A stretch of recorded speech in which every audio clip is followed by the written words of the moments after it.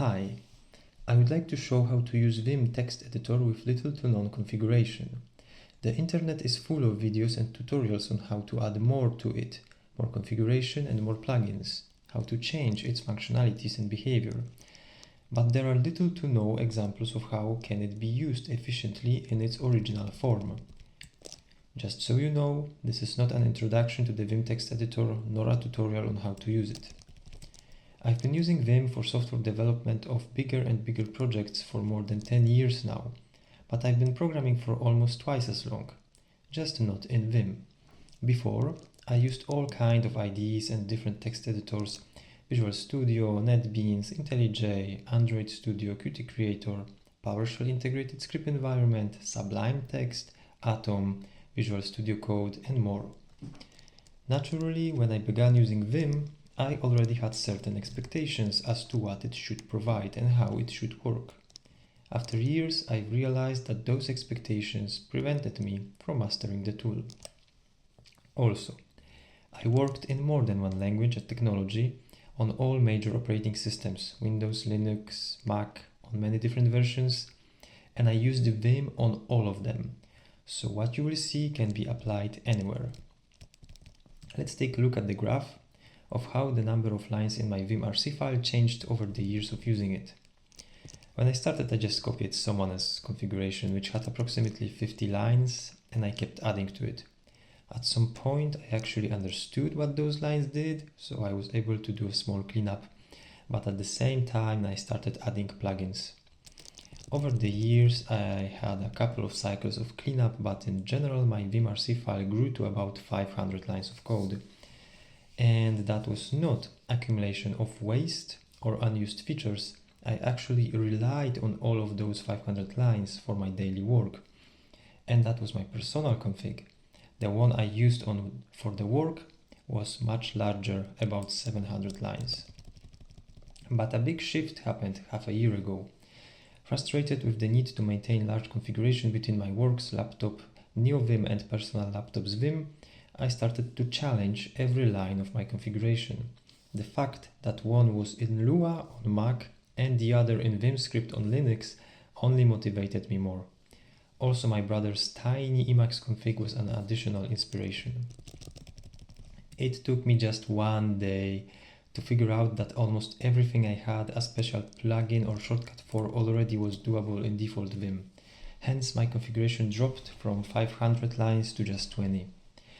It doubled since then to about 50 lines, but those new lines are mostly convenience shortcuts, not new fancy features.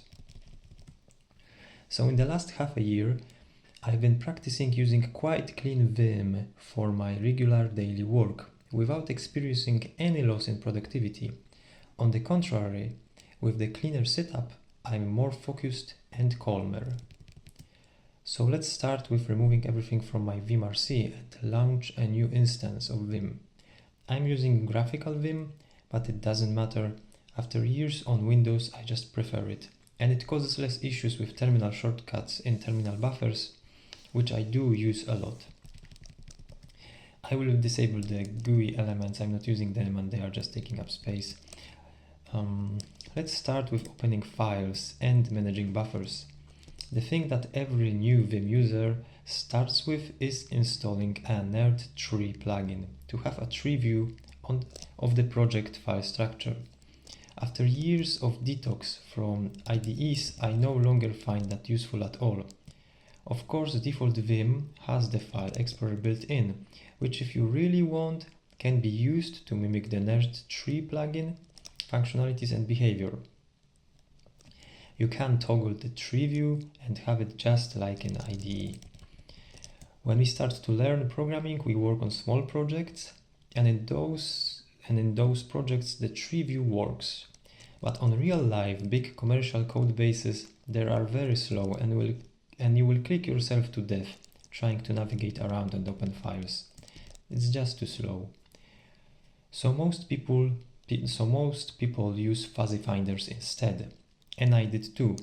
Ctrl P and FZF to be exact. Until I encountered a project big enough that the fuzzy finders were either too slow, would completely hang, or there were so many similarly named files and directories that the results of fuzzy finding were useless. Then I discovered Vim's ** and Ctrl+D shortcut.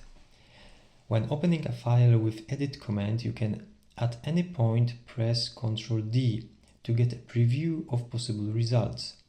Press Tab to autocomplete to one of them and cycle through. This turns the Vim command line in an interactive file explorer. You can use single star to match anything in the directory, or double star to search recursively. If at any point Vim would take too long to show you the list of possible files, you can cancel the action with Ctrl+C and provide more precise path. This is slightly slower than Fuzzy Finder, but it's way more precise. Thanks to the fact that you can narrow down the search path, it works very well on huge code bases. It's great not only for searching files, but also just for exploring the directory's structure. There is one useful thing that the built-in Vim's file explorer gives you too. It's the GX shortcut, which will try to open the path under the cursor in the default program. I mostly use that for web URLs, but if you have path to an image file, you can also press GX to have it open. If you cycle through 2 or 4 the same files very often, then you would like to mark them. Press M and then capital letter to mark the file. Later you can jump to it by pressing apostrophe and selected letter. You can see all your marks with the marks command. This gives you similar functionality as the popular Harpoon plugin.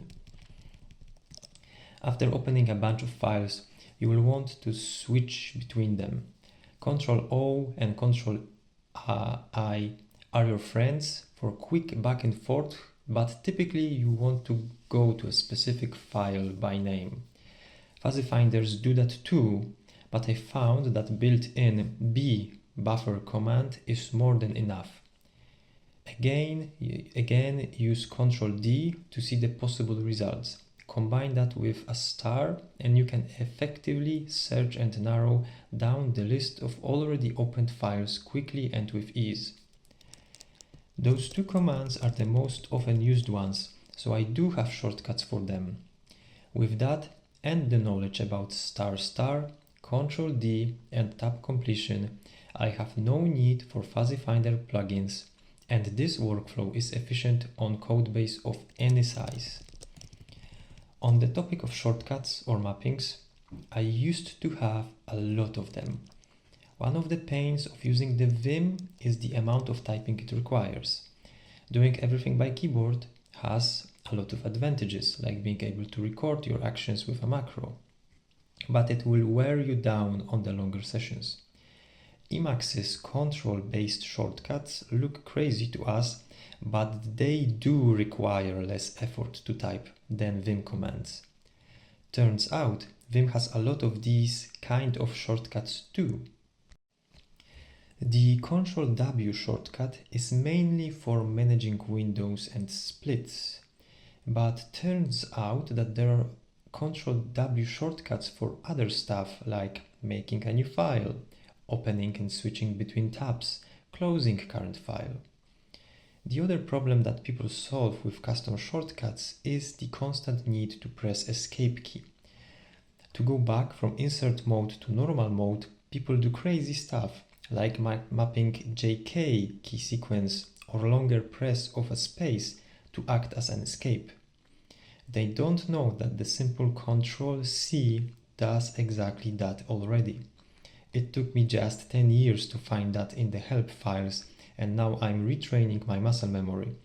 It works in both insert mode and command mode. Let's change the topic to compiling and building projects. A lot of space in my old vimrc configuration was taken up with shortcuts and functions that automated that. I always knew that Vim has a make command for that purpose, but I hated the way it works. It relies on the make.prg setting. Basically, the make command will run whatever command is set in the make.prg and append to that an additional parameter. If all of your compilation and building commands are the same, then that's fine. But I work with many different technologies at the same time, and having to constantly change the make.prg setting was not productive. There is also an issue of having to wait for the command to finish, but we will address that in a minute. Of course, you can run any command you want with the bang command, but that will not populate the quick fix window with the compiler's output, and you won't be able to jump between errors. I realized though that what I can do is to set make.prg to be an empty string. That way I can run any command with make as if I would use bang command, but it will populate the quick fix window. With that trick, I use make to run not only building commands but also grep to search through entire projects. Vim does have dedicated grep command with its own grep-better-than-ide setting, but I don't really have to use them since make can do both now. And the default make error format, which determines which output lines are errors and allows you to jump between the files, is better than default grep format. And that's important because your operating system's grep is not enough to work with huge code bases. Other reason is that normally Windows does not have grep but find str command, which has a different output format. What I use instead of grep on huge code bases is the git grep. The version control system does not have to read the file tree to search through the files. It can do it in its own cache, and it's almost instantaneous. I encourage you to learn how to use it, as in many cases it can replace the slow and heavy LSP functionalities. You can easily repeat previously executed commands by typing a part of them and pressing up arrow. You can also press Ctrl F in the command window to turn it into a regular buffer that you can search through, edit and execute commands by pressing enter. I bet you didn't know that, but it makes Vim commands more powerful than those of Visual Studio Code or other modern editors, because here you can search through your previous commands, edit them with ease. Ctrl F is very useful, make sure to read about it in the help. When it comes to long-running commands, there are two options. In the newer Vim versions, there is a built-in terminal. Use term command to open a new window with a terminal. This is not a dummy terminal, but a fully functional one at the level of xterm. You can even run Vim in here. Its main advantage is that you can start up any command here, have it running on the side while you edit files. You can even close this window and have it running in the background. Depending on the Vim version, every terminal buffer will have a prefix before its name, which will make it easy to find all your terminal buffers. NeoVim uses term as a prefix, regular Vim has just a bang, but that's enough. The second advantage is that you can escape into the normal mode in the terminal. The shortcut for that is cumbersome and different on different operating systems and Vim versions, so I've mapped it to escape key. Now you can scroll, search and copy anything in here. I often use gx command to open up any URLs from the terminal. I read man pages like that, search through the logs. It has its quirks, but it's way better than a regular terminal. And I use Vim to run all my terminals for more than 2 years now. But it's not a fire and forget system. Also, jumping around to errors from the terminal is not that straightforward as in the quick fix window. Ideally, we would like to run make asynchronously. Unfortunately, as far as I know, in the default Vim we cannot do that. Since its 8th version, Vim has facilities to run asynchronous jobs, but it has to be integrated via a Vim script.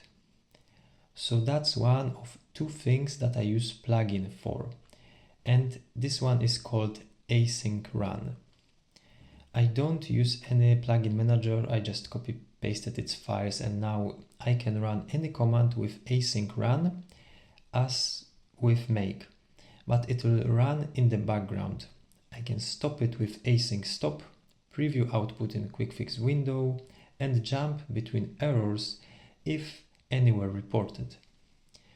The other plugin I use is for LSP, but I won't talk about it. If you are using NeoVim, it's built in anyway. The only reason I have to rely on it sometimes is the messy codebase at work. I worked on huge code bases before with just grep, so I know that the issue is not the scale of the project. Besides, not having configuration and plugins maintenance burden, I like how this workflow allows me to work as efficiently from a tiny Vim window as on a big screen. This made some parts of my work easier when I have to see other windows, browser, documents, chat, while I program or search for something through the codebase. And that's it. The main idea is to master the default Vim's edit and buffers commands, which combined with make and terminal give you a complete system to do your work. There are also way more shortcuts than you think, and the one you need is probably already there. We tend to focus on Vim motions when learning Vim, and many of us never learn the rest of the editor, which forces us to have a ton of configuration to make it like other IDEs. But with a few ideas shifts, we won't need any of that. Vim is a well-thought piece of software. Its idea of how to do things is time-tested, so we can learn a few things from it. Thank you for listening. Bye.